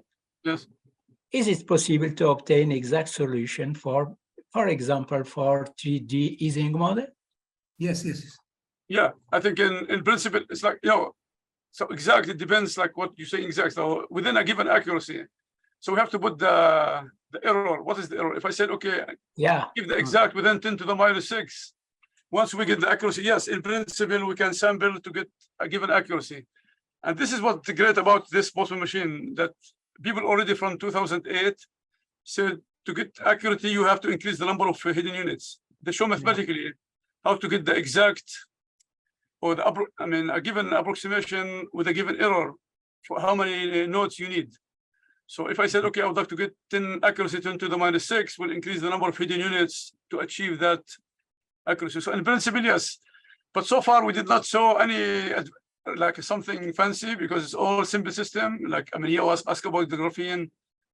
So far we don't have something fancy to show that we have something that we did not know before. It's all simple calculations as a proof of concept. Yeah. But I think in the future now, IBM and others like increasing their number of qubits, number of fidelity gates. So I think very soon IBM is going to put like 100 by 100 challenge for problems that cannot be solved on a supercomputer.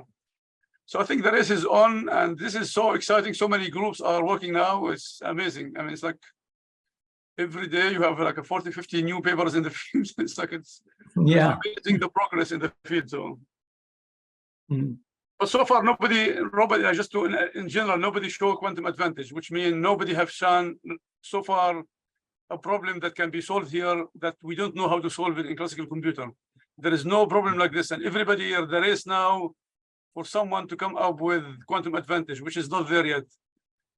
And everybody is trying to think what is the problem to solve that cannot be solved in a classical computer, supercomputer. Yeah, it's really exciting. I mean, what is there, if you guys have any problem that can be proposed, I think will be exciting because nobody knows which problem to solve that give you advantage. No. Are there some other questions? If you allowed me, I can ask. Yeah. So I want to ask some questions which are technologically oriented.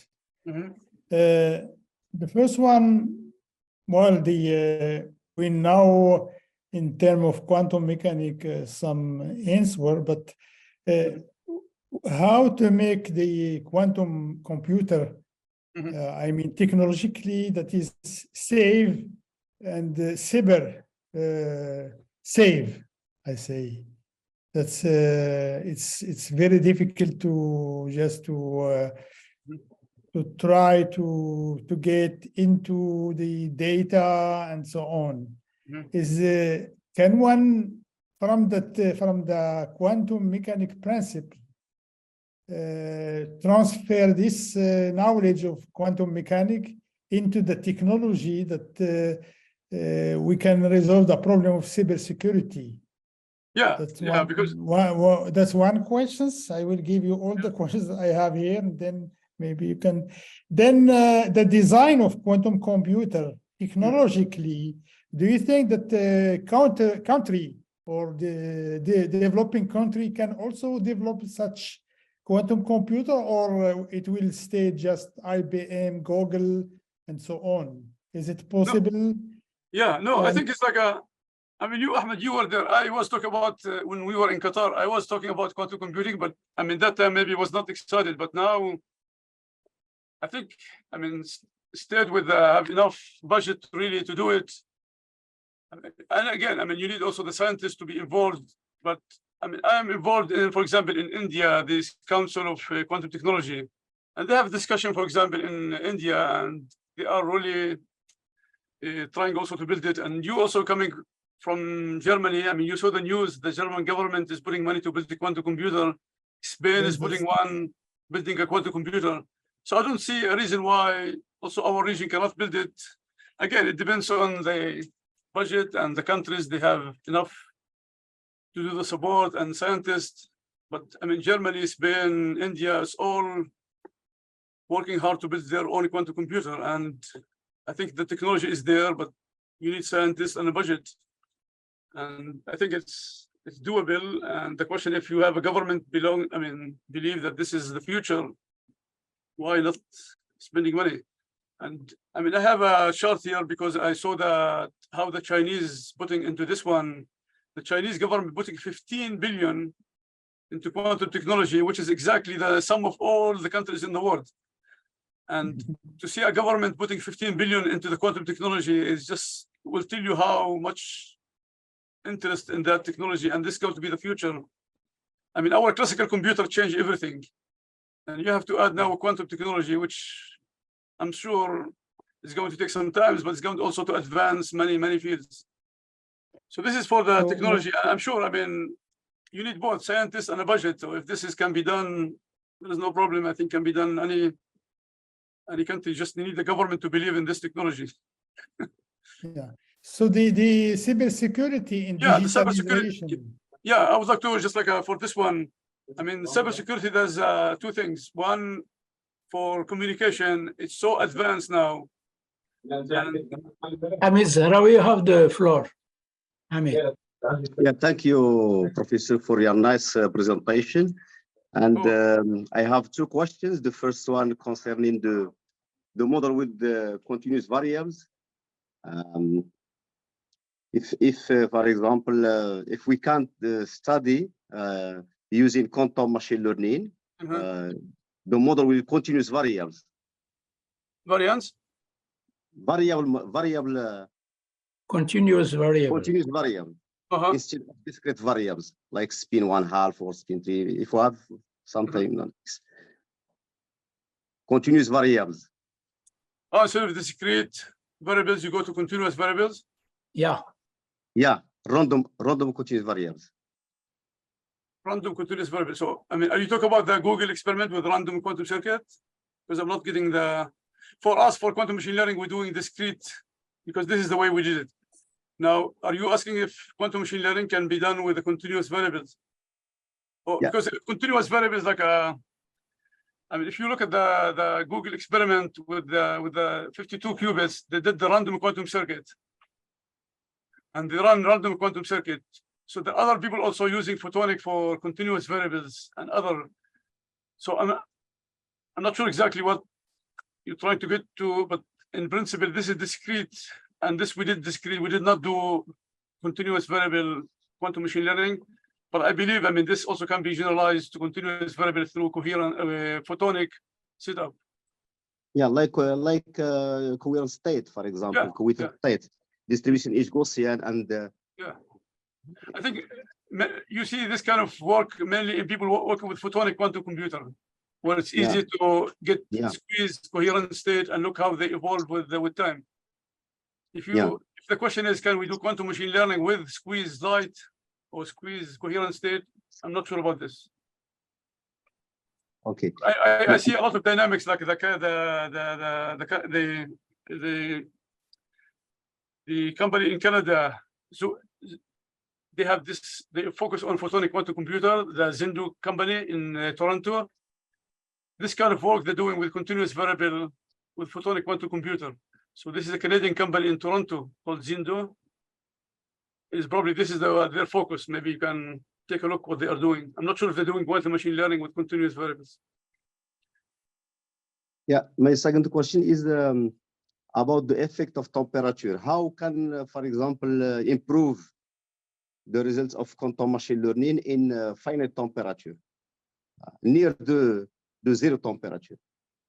Near the zero? Sorry. Yeah. Yeah. Are you talking about the quantum materials, the topological phases, or? At equal zero, you have discussed about. Okay. The temperature close to zero, because these are quantum phase transition. And why the interest now? Because all the quantum machines, the superconducting qubit, the ion trap, all these machines, to isolate the qubit from the environment, they cool the system to few millikelvin. So these machines are by nature supposed to do quantum phase transition, because the temperature is so low that whatever you do in this machine, you are really mimic phase transition. So people start saying, okay, I have a machine now. What kind of physics we can get out of this machine? Because they're doing quantum phase transitions. So this is the interest. And again, with the spin liquid people, what they did at Harvard group, they have Rydberg ions, and they can trap these ions. And they did it with 256, but now they have 300 ions. And they simulate for the first time the spin liquid on this machine. So there's not a qubit, this analog simulations. So they map the Hamiltonian into this Heisenberg Hamiltonian, and they run it on their trapped ion Q and show for the first time the spin liquid phase. So this is the first time the quantum computer show a phase liquid experimentally, where the experimentalist still struggling to find materials in nature that mimic spin liquid. So again, spin liquid is the hot subject now for experimentalists. I mean, not only at Purdue, we have a quantum center, and everybody's looking for materials that give you the spin liquid, because the entanglement is long range, and the system will not order even if you go to zero temperature, which is very strange. Okay, my last question is about about the estimation of the error of machine learning. Before, can we estimate the error of machine learning? Yeah, of course. Yeah, we can. Yeah, we can estimate it because we do sampling in this one. So we show analytically, I didn't show the results, but in the paper, we show there is a lower bound for the error. Yeah, we can estimate the error because we do sampling, statistical sampling. You can get the error for this from the error. I mean, you can look at the mean and look at distribution, and we show analytically there is a lower bound for this distribution. Yeah, we can control the error in this by controlling the number of samplings. Okay, thank you very much. Because Yeah. we sample the amplitude from the visible unit. So when you sample, I mean, to get successful sampling with a given error, it depends how many times you go to sample. So there is a lower bound. We show analytically there is a lower bound for the error when you do sampling. Okay, thank you very much, Professor. No, thank you for the questions. Yeah. Merci, Steve News. Okay, just like a quick answer to Ahmed. We can talk about cybersecurity or just move on. It will be good if you No, just like can I give was us- mentioning briefly, we have two things like secure communication, and this is very advanced. And this is where the use entangled photon to send information through the satellite. And now they're using satellites to communicate between two different cities. And this is a well-known techniques. And there's many now, like at least 3 or 4 companies, they're selling a product and this for secure communication and generating quantum random. So when you talk about security for communication, this is a well-developed area of research. The other part of security is like, suppose you have data and the question, how do you secure this data from somebody trying to disturb your data? Yes. And there's so many now new proposals in the research, and like one general idea is to use entangle your data with another data, because if you have entanglement and someone trying to disturb your data, I mean, you will know right away. So the question, can you control data with entanglement? This is a big subject of research. But there are many proposals like how do you secure your data from disturbance, or if you have a quantum computer, start people asking the question, if I have a quantum computer, how also I disturb the quantum? And it's like the question people ask with the classical computer. So there are many research, many proposals under security of keeping the data from inclusion. But I will say that the secure communication is a well-developed area of research, and this is So you, now, yeah, just I'm very curious to know, did some basic work on quantum background, quantum mechanic background, can help in this area? yeah, people talk about the microwave. I mean, any external radiation, how they affecting, and people say like, because you do microwave, like a transition between the qubits, and they talk about this the interaction with these waves with your computer, and people show that the effect is so small, but they're trying also to shield it from external waves. So yeah, people are like IBM and others, they're putting this with the 12 different refrigerators.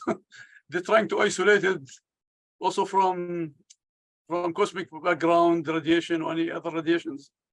Yeah, it's very, very tough business because the splitting is so small and the interaction with the environment is so disturbing that people trying to do all the tricks and shield it, and with many refrigerator or with fields and other things. But yeah, no, this is also, if you look at the IBM, they are very, very effective research going on how to shield it from these radiations.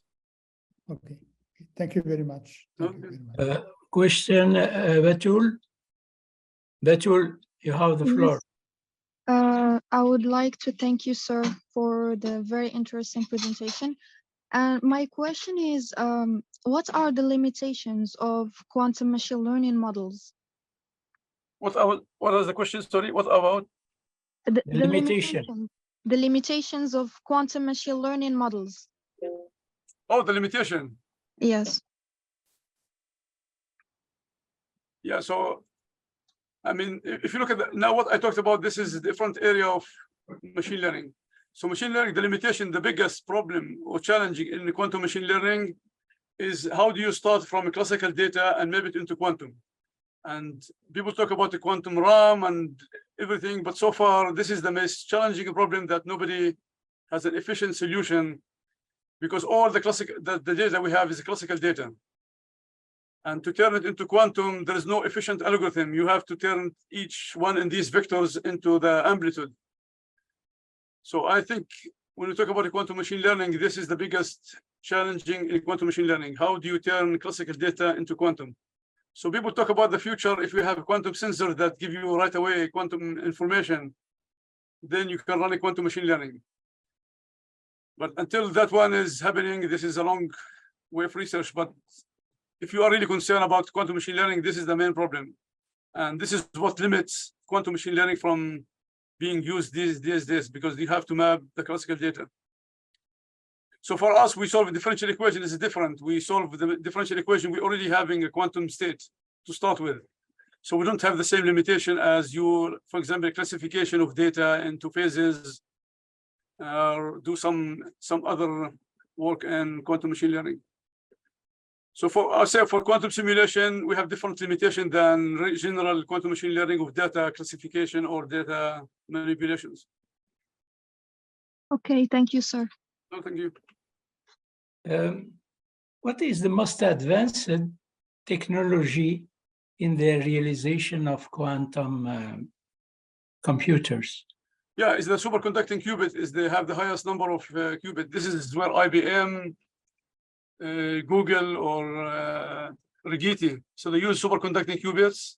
Mainly, this is the aluminum superconducting.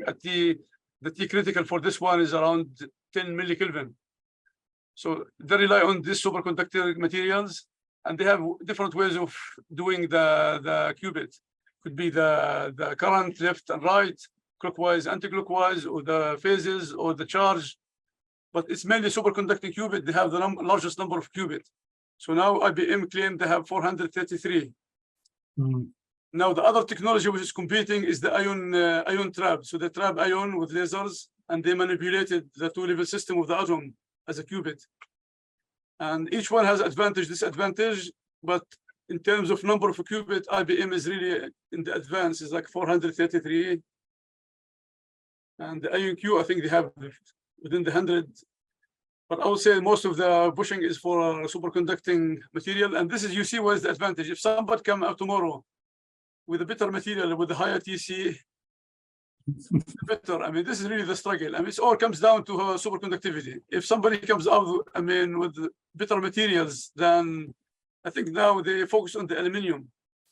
Yeah. But if someone come up with a better technology that, or higher TC or something more advanced, I think this will enhance it, the number of qubits, and the question, how do you shield it from the environment, or what Ahmed was saying, from external radiation. So I would say, like, from our knowledge, is really superconducting is the materials so far. But what about topological qubit? Yeah, topological qubit is very exciting, because if you encode the information in the topological phases, by definition, they are resistant to environment. But so far, no experimentalists. We have here at Purdue a big center for Microsoft for topological quantum computing. And so far, we don't have a qubit. So I mean, it's very tough business to encode information in the topological phases. But anyway, Microsoft is putting money now for the last 10 years, and they're supporting like many groups. Here at Purdue, we have a group, and I think in Santa Barbara, and many groups working on topological phases. And the question, how do you come up with this qubit to be encoded in topological phases? And they talk about marijuana fermions, where you have the edge state for this material. But to implement it experimentally, I mean, it looks like a very tough business. I mean, nobody yet reported a qubit in the topological phases. But when we talk with the guys here, I mean, they are moving ahead, and they are really making progress in the experimental side. And if this is more successful, then there's no problem, because there's no external noise. I mean, it's supposed to be resilience to noise, because the topological phases will not really change if you go from one to the other. But I would say that in summary, I don't see any qubit yet. People are, sometimes they put in nature and they took it back. But anyway, very close to one qubit. Yeah. Buddha Hisham have a question. he say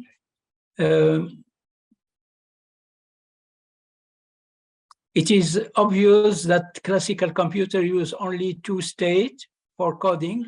However, I have confusing how is coding of state qubit using many states will create important correlation. He asked how is this processed? Yeah, so I think if I have bits, I talked about that before, like if we have classical bits, you present a number in zeros and ones, zeros and ones, zeros and one. Now, when you talk about the qubit, you have space 2 to the n. I mean, suppose we have 3 qubits, you have 16 different bits, and you put your information in a superposition. So what is the trick? The trick is really you have now superposition of all this information is encoding in all the amplitude of this. You talk about superposition of all these qubits. Another question is how do you manipulate it with a quantum algorithm? If you can take advantage of the constructive interference, you don't need all of them to give you the right answer. Some of, like, if you have constructive interference, like in the case of Shor algorithm, what was looking in the algorithm is a factoring algorithm, which means if I give you a number, you find the 2 prime numbers. And factoring is related to finding the period of the function. So he was making interference, constructive interference, only to find the period of the function. Where classically, you have to search all of this. Where in a quantum, you have interference only at the amplitude and the constructive interference. So it's not only just you encode it, you can encode the information, but the question, how do you manipulate it and get the right answer is a very tricky business.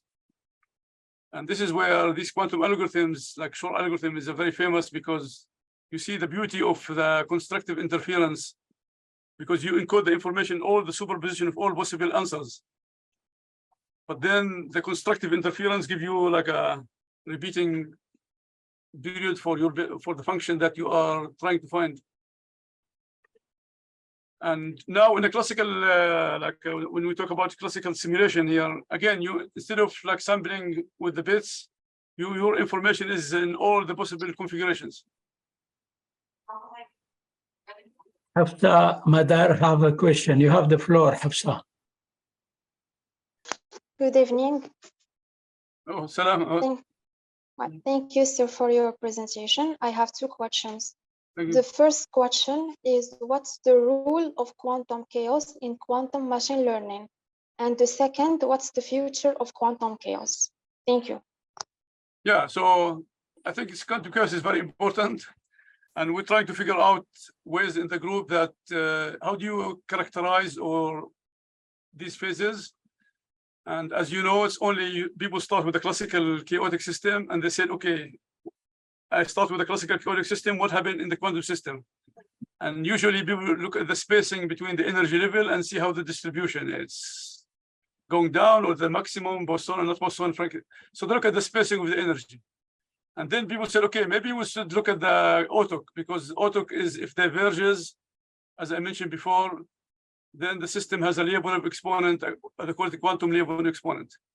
So chaotic system is very important because somehow we show also in the system, if you have a random quantum circuit and you stay a very long time, you see the system start being chaotic, which means you cannot predict the future of the dynamics. What's chaotic means I cannot predict the future of the dynamics where if I do Newton or regular or dynamics, I can predict the future. What chaotic, I cannot. So it's very important. Now, what we are using we're using this trick to see how the information for our machine learning, how the information is moving in the system. So there is no like a direct correlation between chaotic system and machine learning. We're using tricks that understand how information is scrambled in machine learning in chaotic system to understand how the information is moving on the machine learning. So autok is this. Autok is this 4 correlation function used to characterize a chaotic system. So we use the same trick to characterize information in the machine learning, but doesn't mean our machine learning is a chaotic system or not chaotic system. Not sure if I'm answering the question, but chaotic system is a completely different field than what we are doing. We're using tricks that people develop to understand the information scrambling in a chaotic system to understand how they move in our machine learning. But even without trajectory for quantum system, Lyapunov exponent is defined also in the quantum chaos.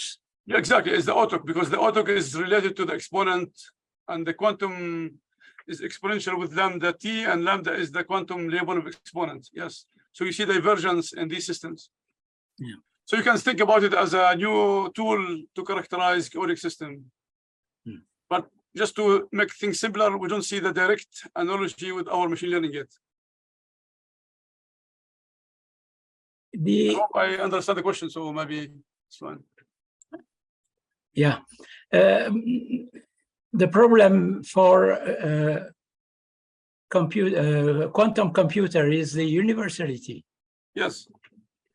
And how to overcome this problem of universality.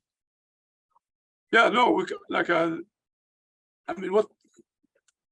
the quantum computer is universal machine. If you go with the quantum gates, we already show that the quantum gates is a universal machine.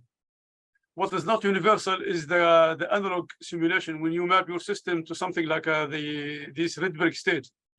No, but IBM machine is a universal machine. But how do you scale it from few qubits to large qubits? You have to do quantum error corrections. Yeah. Quantum error correction is a very tough business, and many groups are working, trying to implement it on this machine. And the main problem with this one, because our classical machine also, we don't talk about errors because they use the majority rule. Instead of zero, you have the 3 zeros and you don't have errors. In a quantum system, you cannot map a quantum system because if you map it, you destroy it. So this is the problem. You cannot have majority rule in a quantum. So you cannot do classical quantum error correction as we do in classical error corrections. And this is the main thing. How do you avoid it? Because once you do copy it, you destroy it.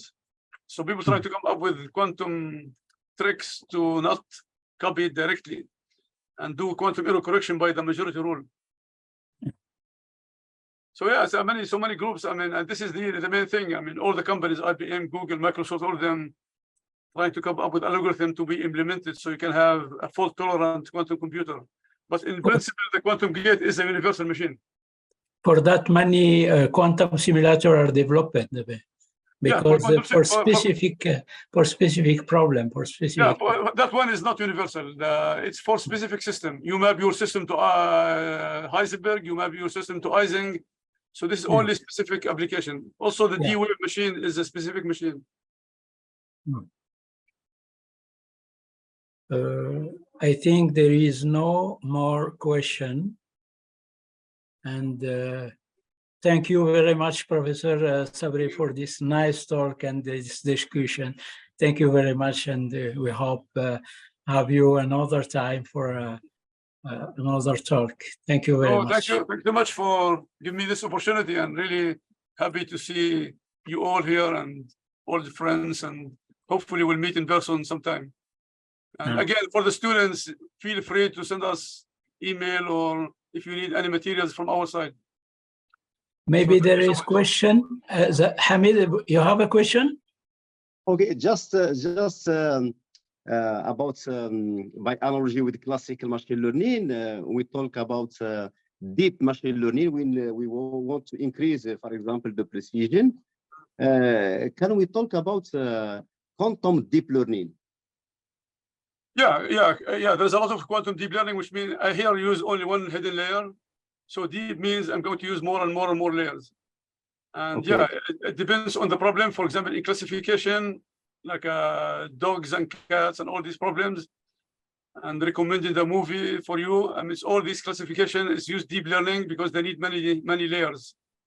For us, was enough to show because of the theory for one hidden layer to get the distribution correctly.